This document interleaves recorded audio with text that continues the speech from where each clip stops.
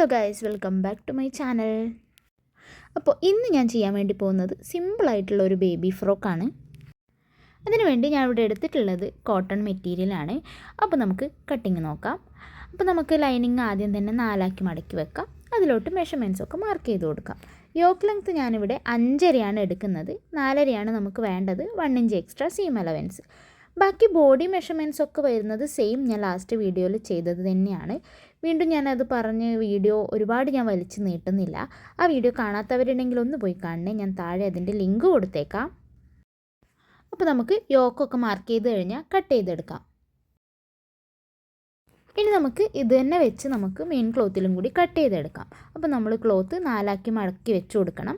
എന്നിട്ട് നമ്മൾ അതിൻ്റെ മേലെയായിട്ട് ഈ ലൈനിങ് മെറ്റീരിയൽ പ്ലേസ് ചെയ്ത് കൊടുത്ത ശേഷം അതേ മെഷർമെൻറ്റ് തന്നെ കട്ട് ചെയ്തെടുക്കാം. ഇനി നമുക്ക് സ്കേർട്ട് പോർഷൻ കട്ട് ചെയ്തെടുക്കാം. അപ്പോൾ സ്കേർട്ട് പോർഷനിൽ ഞാനിവിടെ ലൈനിങ് വെക്കുന്നില്ല. അപ്പോൾ അതുകൊണ്ട് തന്നെ ആദ്യം തന്നെ നമുക്ക് മെയിൻ ക്ലോത്തിൽ തന്നെ കട്ട് ചെയ്തെടുക്കാം.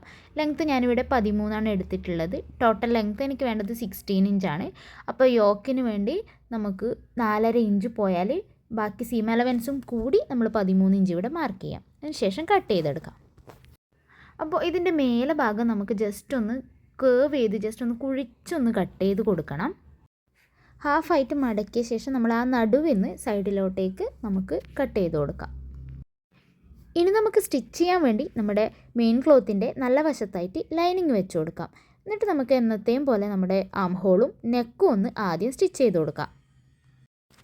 ഇനി ഇതൊന്ന് തിരിച്ചിട്ടെടുക്കണം. എന്നിട്ടൊരു ടോപ്പ് സ്റ്റിച്ചും കൂടി കൊടുക്കാം. ഇതേപോലെ തന്നെ നമുക്ക് ഫ്രണ്ട് പാർട്ടും ചെയ്തെടുക്കാം. അപ്പോൾ ഞാനിവിടെ ഫ്രണ്ട് പാർട്ടും കൂടി ചെയ്തെടുത്തിട്ടുണ്ട്. പക്ഷേ ഞാനത് തിരിച്ചിട്ട് കൊടുത്തിട്ടില്ല. കാരണം നമുക്ക് അതിന് മുന്നേ ആയിട്ട് ഷോൾഡർ ഒന്ന് ജോയിൻ ചെയ്ത് കൊടുക്കാം. അപ്പോൾ അതിനു വേണ്ടി നമ്മുടെ ഫ്രണ്ട് പാർട്ടിൻ്റെ ഉള്ളിലേക്കായിട്ട് നല്ല വശം വരുന്നത് പോലെ നമ്മുടെ ബാക്ക് പാർട്ട് ഉള്ളിലേക്ക് വെച്ച് കൊടുക്കുക. ഈ വീഡിയോയിൽ കാണുന്ന അതേപോലെ വെച്ച് കൊടുത്ത ശേഷം നമുക്ക് ഷോൾഡർ സ്റ്റിച്ച് ചെയ്തെടുക്കാം. അപ്പോൾ നമ്മുടെ യോക്ക് പാർട്ടിൻ്റെ സ്റ്റിച്ചിങ് ഏകദേശം ആയിട്ടുണ്ട്. ഇനി നമുക്ക് ബോട്ടം പാർട്ട് എങ്ങനെയാണ് ചെയ്യുന്നതെന്ന് നോക്കാം. നമ്മുടെ സ്കേർട്ട് പാർട്ടിൻ്റെ മെറ്റീരിയൽ എടുത്തിട്ട് നമുക്ക് പ്ലീറ്റ് ഇട്ട് കൊടുക്കാം. ഞാനിവിടെ ബോക്സ് പ്ലീറ്റാണ് ഇട്ട് കൊടുക്കുന്നത്. അപ്പോൾ ഈ വീഡിയോയിൽ കാണുന്ന അതേപോലെ നമുക്ക് ബോക്സ് പ്ലീറ്റ് ചെയ്തെടുക്കാം. അപ്പോൾ നമ്മളിവിടെ ബോക്സ് പ്ലീറ്റ് സ്റ്റിച്ച് ചെയ്തെടുത്തിട്ടുണ്ട്. ഇനി നമുക്കിത് യോക്കിലേക്ക് അറ്റാച്ച് ചെയ്ത് കൊടുക്കാം. അപ്പോൾ നമുക്ക് നല്ല വശങ്ങൾ തമ്മിൽ ചേർത്ത് വെച്ചിട്ടാണ് സ്റ്റിച്ച് ചെയ്ത് കൊടുക്കേണ്ടത്.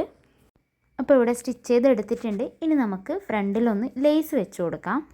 നമ്മുടെ യോക്കിൻ്റെ ഏറ്റവും താഴെ ഭാഗത്തായിട്ട് ലേസ് ഇങ്ങനെ വെച്ച് കൊടുത്ത് നമുക്ക് സ്റ്റിച്ച് ചെയ്തെടുക്കാം. അതുപോലെ തന്നെ നമ്മുടെ ഫ്രോക്കിൻ്റെ ഏറ്റവും താഴെ വശത്ത് ഒരു 2 ഇഞ്ച് വിട്ട് മേലെ ഭാഗത്തേക്ക് ഈ ഒരു രീതിയിൽ വീഡിയോയിൽ കാണുന്ന പോലെ ലേസ് വെച്ച് സ്റ്റിച്ച് ചെയ്ത് കൊടുക്കണം.